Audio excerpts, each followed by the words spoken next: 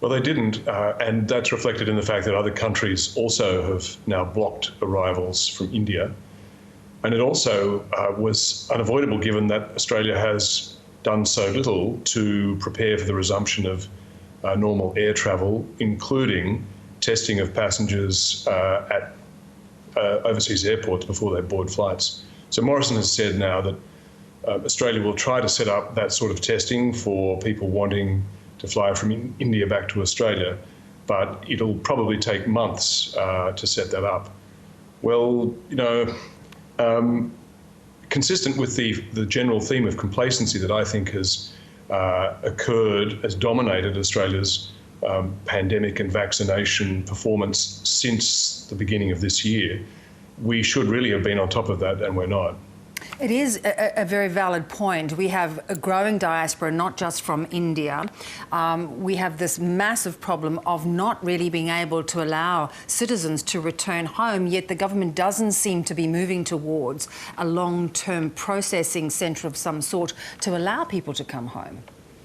Yes, exactly. And, we see the same complacency afflicting the hotel quarantine system. Scott Morrison today defended that. He said it has a 99.9% success rate, which is true. There have been only 14 cases where infections have passed from hotel quarantine out into the community. The problem with that is twofold. One is that each of those 14 cases has the potential, as we just saw with Perth, to shut an entire city.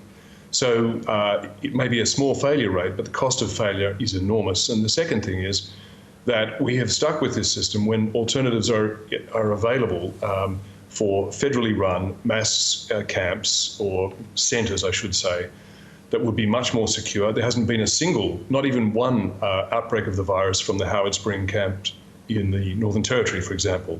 That should be replicated. And yet we see a government that seems to be paralysed from improving an imperfect system, whether it's, as you say, preparing for the resumption of air travel or fixing the problem of quarantine among return travellers. They really do need to get more organised and to bring more Australians home. 40,000 still stranded overseas. The Prime Minister promised they'd be back by Christmas. This is April. It's just not working. Do you think there's going to be any long-term damage, though, Peter, on a relationship with a country, say, like with India? Well, in the short run, no, partly because Australia is not alone in shutting its border now to India. Many countries are doing the same on the basis that the risk and the new variants emerging from India are just too dangerous. But secondly, because the federal government very wisely is joining the international operation to send necessary supplies to help India cope, including, I thought most usefully, the 500 ventilators in Australia's initial response that Morrison announced today, plus other gear.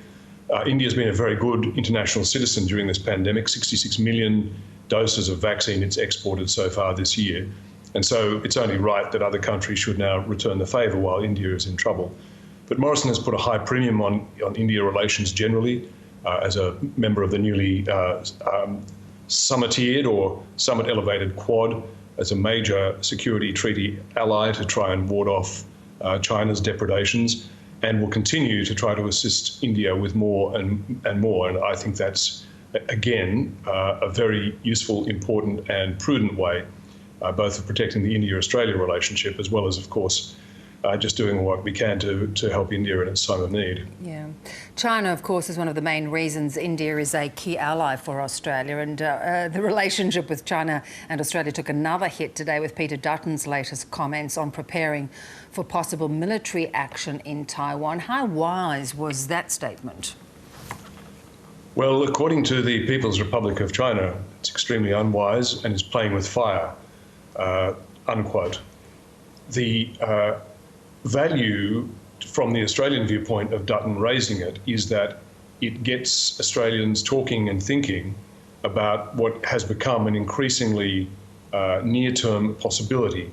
The only formal commitment, I should emphasise that the only formal commitment Xi Jinping, China, has made to reach what they call reunification with Taiwan is 2049. Now, that's a long way distant, and on the face of it, we shouldn't have to talk or worry about this really at all.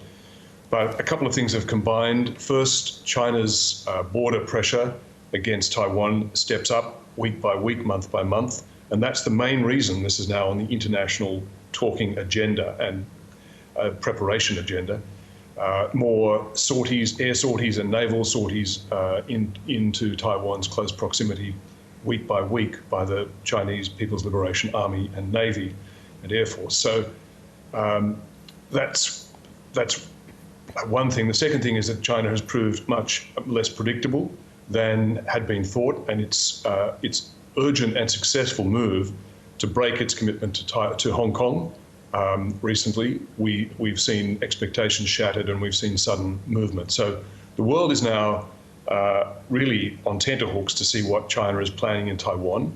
Australia hasn't confronted this as a possibility, but it's something that Australia does now have to start discussing, at least, to decide how it would act in the event that such an unpalatable contingency should emerge. Very valid point indeed. Good to talk. Thanks so much, Peter. Pleasure, Beth.